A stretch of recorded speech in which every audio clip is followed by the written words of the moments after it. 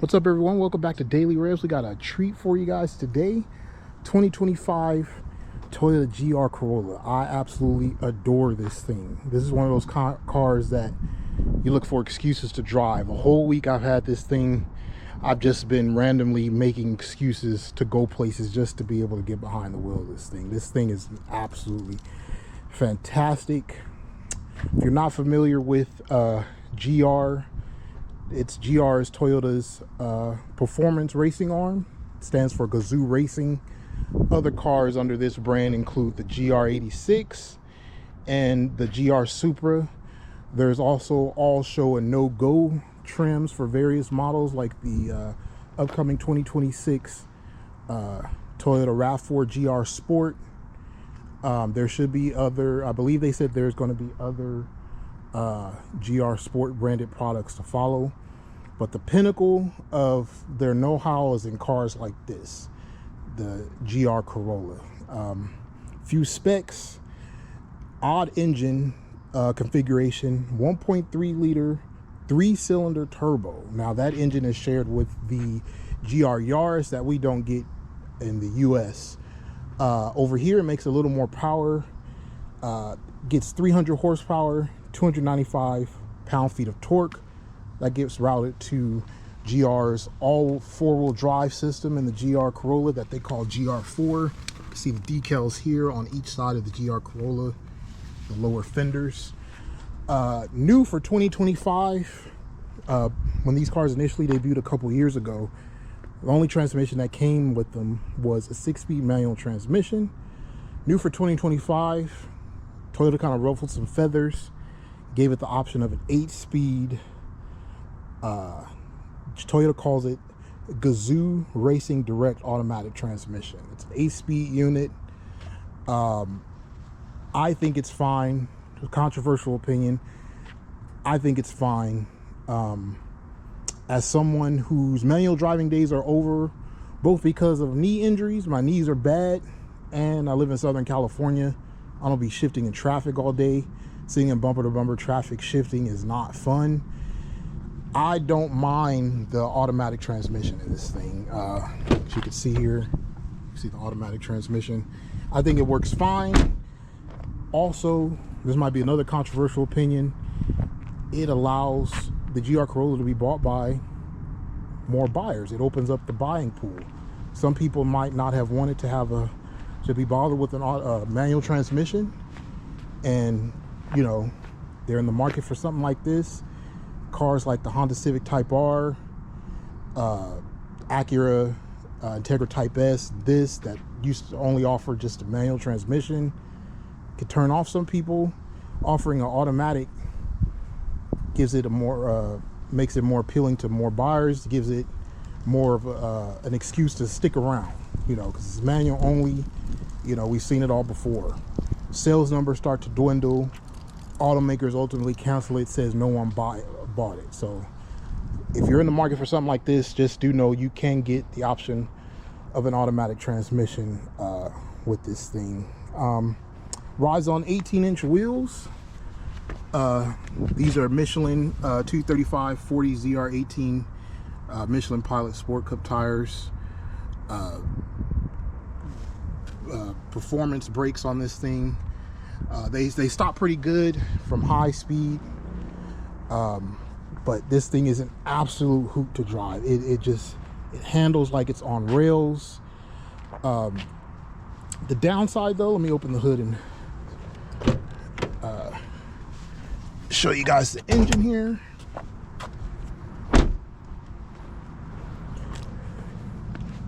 It's open. So like I said, 1.3 liter turbocharged engine, 300 horsepower. One of the downsides with this thing, I'm going to start off with one of the major downsides with this thing. The odd cylinder configuration, the odd number cylinder, the fact that it's 3-cylinder. It is, if you're looking for refinement and a smooth engine, you might want to go for something else entirely, or something like a Golf R. This engine is not smooth at all. There's a coarseness to it, and in terms of NVH automotive world, that's noise, vibration, and harshness. This thing is pretty coarse to the point that it will vibrate the car, not forcibly, but you can notice it. Like, you can see it in the, say for instance, you're looking in the rearview mirror and you're sitting idling, or it coming to a stop and it's downshifting. The engine will vibrate enough to where it'll distort the view out the rearview mirror. That's how much it vibrates. It is not refined and smooth at all. I believe that blame for that can be placed on the fact that it's an odd 3-cylinder engine, odd numbered engine. I'm not sure, but that's one major downside to this thing. The engine is not smooth at all. Another downside, the interior.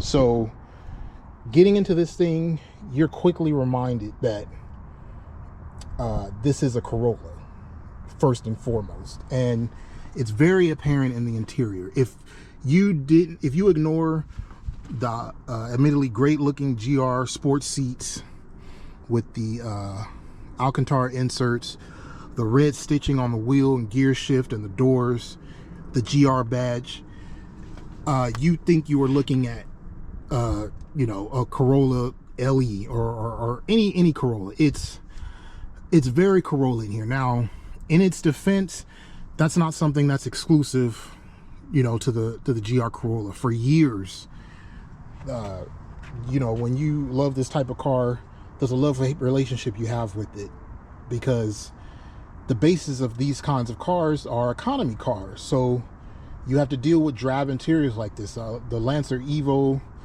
back in the 2000s had it. You know, Subaru WRXs have always had it, stuff like that. So in cars like this, the money is poured into the drivetrain, the performance, the basics of the car, the bones. You're going to be reminded that it's an economy car. So like I said, this is a very, very Corolla interior. It gets a bigger center stack here versus standard Corollas. I think it's about 1 inch or 2 bigger than other Corollas. Like I said, red stitching on the doors, wheel, gear shift, e-brake. Seats look great. They're comfortable. No power adjustments in here. It's manual. There are heated seats. Driver gets a display here. I forgot how big it is. You get this great steering wheel. I think it's shared with the GR86. But other than that, it's very it's cheapest in here. There are some soft touch plastics here and on the upper dash, some annoying use of piano black plastic around the climate controls screen. Soft touch plastic here. This is hard. The doors are soft. The upper part of the doors and where you put your arm are soft. There's no armrest, so if you're looking for comfort, at least in the front, there's no armrest. Just a place you could sit your phone or whatever. Corolla comes through again in the back seat. Doors don't open too wide, they stop there.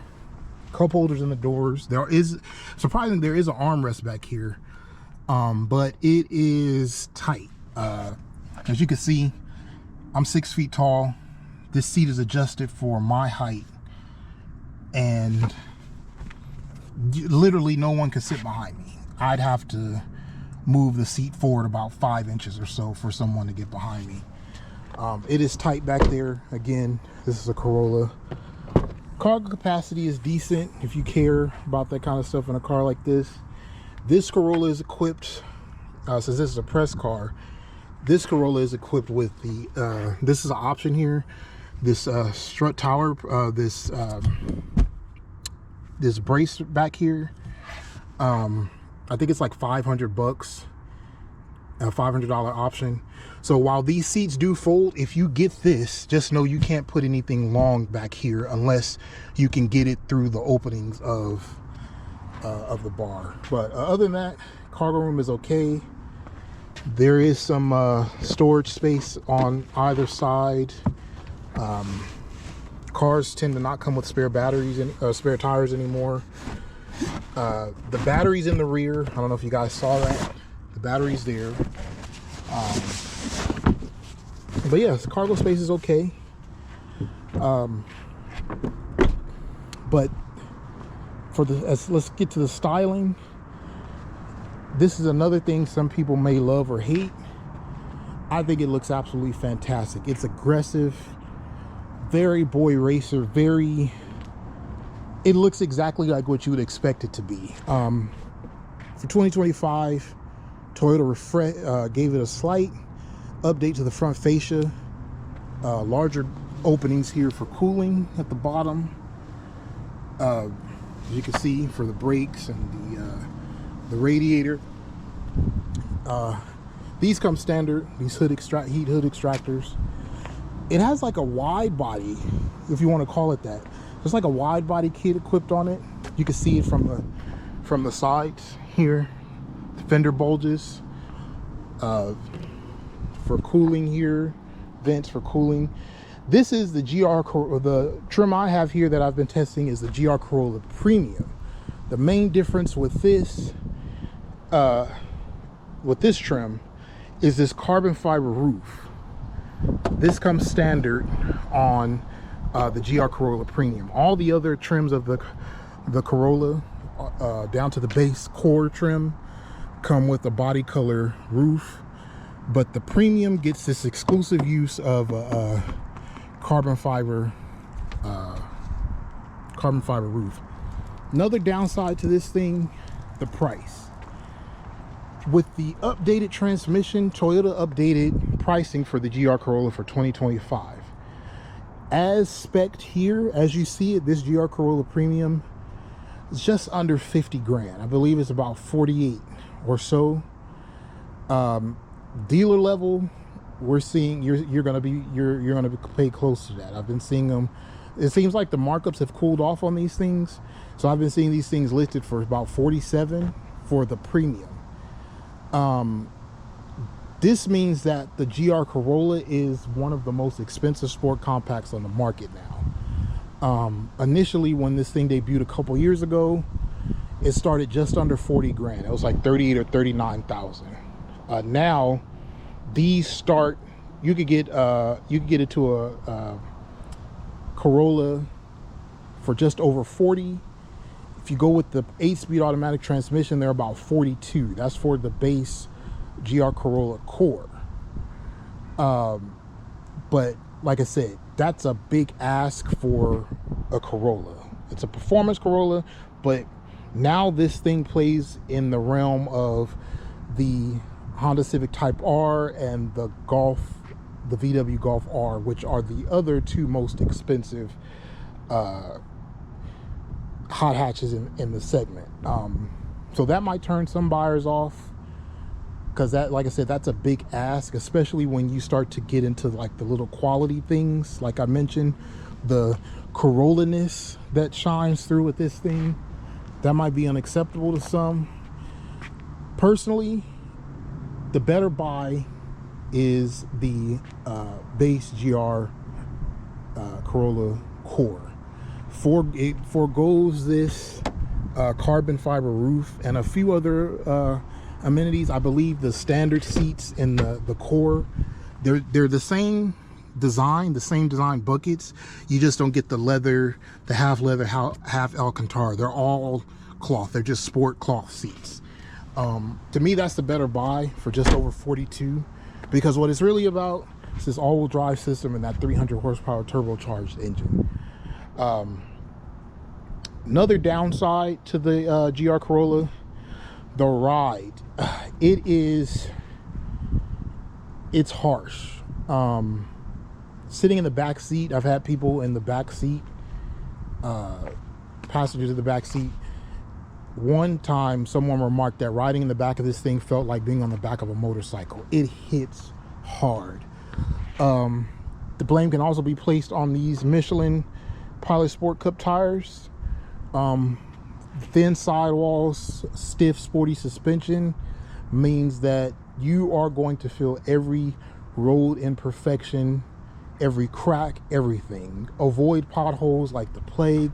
If you hit them, you're likely going to get a flat, or it's going to hit so hard that you will damage something. This thing rides stiff and hard to the point where if somebody's not into cars like this, they will be turned off. I've read online reviews about this thing, and guys that get this, their wives and girlfriends do not like this car because of the ride. It's very, very, very harsh.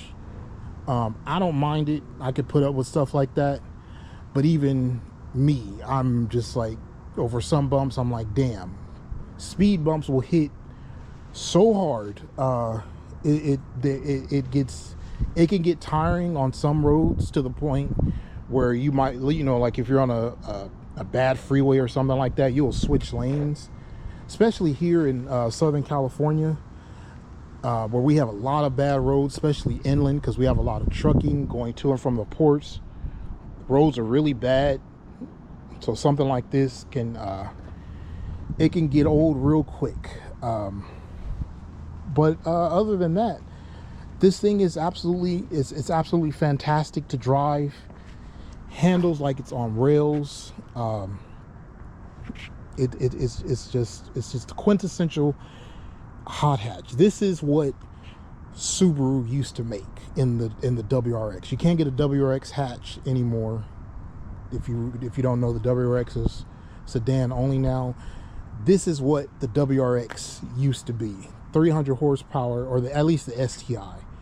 300 horsepower, all-wheel drive, turbocharged hot hatch. And even with the downsides of this thing that I mentioned, the harsh ride, the harsh stiff ride, the unrefined coarse engine, the Corolla-ness, the cheapness that shines through, I still think it's one of the best hot hatches on the road today. I still think it's a performance. I wouldn't say it's a performance bargain, but I'm glad that this thing exists. Toyota sells hundreds of thousands of RAV4s every year for something like this to exist. They could have easily brought over another damn crossover, and they gave us this. So if you have the money, please go out and buy this thing. Specifically, either one, the automatic 6-speed manual, just go out and buy it so this thing can stick around and get another generation. We need more cars like this. It's just wonderful. Like I love this car so much, and you can even read owner reviews online. Everyone that has one of these things, I had a colleague that bought one. He traded his Ford Fiesta ST for one. He absolutely adores it. This thing is absolutely fantastic. Oh, before I forget, another plus, that engine, even though it has all that power, gets decentish gas mileage. I've been seeing, at least on the highway, I've been seeing 26, 27 miles per gallon. It also has an eco mode. As with most Toyotas, it defaults into eco mode, but it actually has a full-on eco mode as well. But gas mileage is okay in this thing. Downside, another downside before I forget, small tank. Takes premium, and this is a plus and a downside. The small tank, like I said, it takes premium, but on a full tank, you're gonna get about 210 to 220 miles on a full tank, which sucks. But like I said, it's decent on gas, and also that small tank means it doesn't take much to fill up. I had it the other day. I got it down to 68 miles. I put $25 in. It went to 206 miles, about 206 miles, which was damn near full. I haven't filled up a car from a little below half to full with $25 in years, since I was a college student, and I used to drive a Chevy Sonic hatch. I haven't seen that in years, so I thought that was crazy.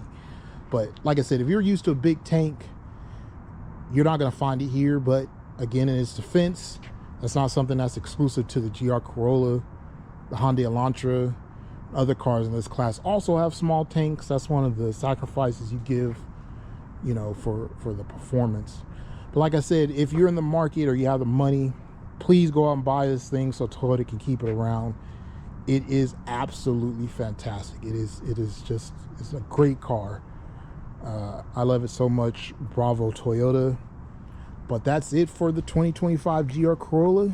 Stay tuned for more reviews and videos, and don't forget to click that like and subscribe button, and thanks for watching.